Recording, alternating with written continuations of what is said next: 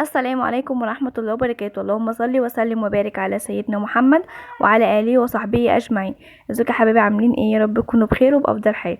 طبعا زي ما انتم شايفين معانا كده احنا هنعمل القرص المضفرة ديت او السميد على حسب ما بتسموها. مقاديرها سهلة جدا، تعالوا مع بعض نبتدي نشوف احنا هنعمل ايه. عندي كيلو دقيق نخلته، اهم حاجه النخل يا بنات في المعجنات.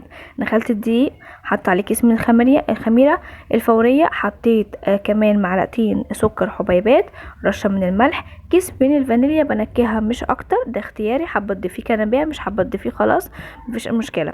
حطيت كيس كامل من البيكنج باودر، وحطيت هنا بيضه كامله، بيضه بالصفار بالبياض كامله، والبيضه التانية حطيت البياض وخدت الصفار سبته دهان الوش. حطيت معلقه من الخل، وهبدا ان انا انزل بقى بكوبايه الا ربع من الزيت النباتي عادي.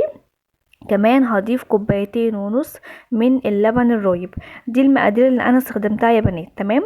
هنا بقى في حاجات اختياريه، البيض دوت اختياري، حابه تضيفيه كان بيها مش حابه تضيفيه شيليه عادي خالص، مفيش اي ادنى مشكله، مش هيقلل ولا هيزود حاجه في الوصفه. تمام.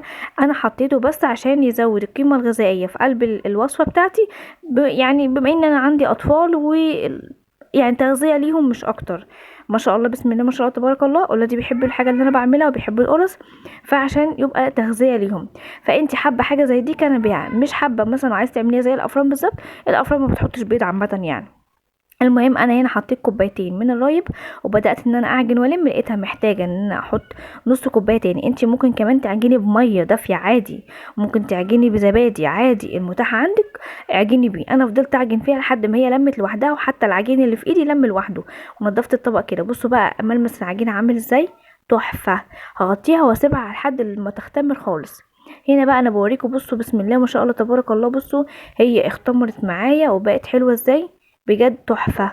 انا هنا هبطت الاختمار، هبدا ان انا انزلها على السطح اللي انا هشتغل بيه، اذا كانت رخامه صينيه اي حاجه انت هتستخدمي عليه، هتستخدمي الوصفه عليها.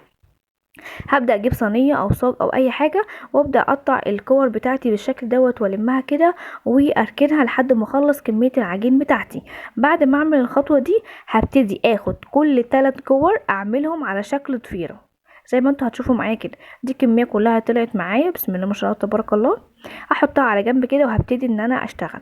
زي ما انتوا شايفين انا هبدا ان انا اعملها رول كده، ابدا ان انا ابرمها كده بايدي رايح جاي رايح جاي، اعملها رول، اعمل 1 و2 و3. بعد ما اعمل يعني التلات رولات دولت معايا، هبدا ان انا اشبكهم من عند الراس كده، التلاتة مع بعض اشبكهم، وطبعا ده عجين هيروح لازق مع بعضه كده، وكانك بتضفري شعر بنتك يعني عادي، تروحي مشغله كده ايدك وتبداي تعملي ضفيره عاديه جدا. تمام. بعد ما تخلصي الضفيره بتجيبي اخر الضفيره مع اول الضفيره وبتلزقيهم وتمسكيهم كده كويس من تحت.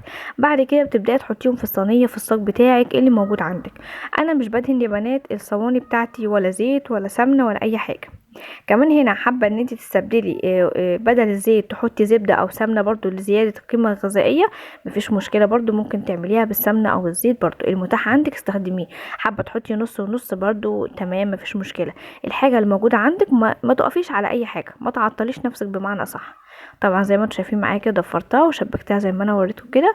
هبدا ان انا اظبط بس الشكل بتاعها، وهبدا ان انا احطها في الصينيه بالشكل ده زي ما انا بوريكم. اخلص كل الكميه وهرجع اوريكم يعني شكلها عامل ازاي. انا عملت بقى زي ما انتم شايفين كده الكميه ديت، وسبتها بقى اختمرت معايا كده. وقبل ما اسويها عندي سمسم وعندي صفار بيضه، حطيت عليه معلقه من اللبن او الحليب، ودهنت بيه الوش زي ما انتم شايفين معايا كده. بدهن بقى بيه الوش بالشكل دوت، وبحط بقى السمسم عليه علشان يطلع معايا بقى ايه شكله احمر كده وجميل، ولونه يبقى روعه وتحفه زي بتاع المخابز بالظبط. طبعا المخابز ما بتحطش بيض، المخابز بتعمل بخاخ كده ميه وسكر، او دهنه حليب على الوش يعني ده او ده. بصوا بقى طالعه بتلمع وطريه ازاي. طبعا اي مخبوزات احنا متعودين ان احنا بنطلعها لازم نغطيها مع درجه الحراره بتاعتها والسخونيه، بتعمل رطوبه فبالطريقه لان هي بتبقى طالعه من الفرن طبيعتها الوش بيبقى ناشف، ده شيء عادي يعني. زي ما انتم شايفين معايا بصوا بقى جمالها من جوه وطعمها مش قادره اقول لكم خطيره بجد، طعمها تحفه. جربيها تعجبك جدا، وهتنفع طبعا في وصفات المدارس للاولاد، وكمان لو معاكي اولاد صغيره للبيت هتبقى بجد تحفه تحفه تحفه. بصوا طريقه ازاي بجد، جميله جميله جميله جميله. بصوا بقى دي كميه كلها. يا رب الوصفه تكون عجبتكم، ما تنسوش في اللايك والشير مع اصحابكم وحبايبكم، واشوفكم على خير في فيديو جديد، واتمنى لكم الستر والصحه والسعاده، والسلام عليكم ورحمه الله وبركاته.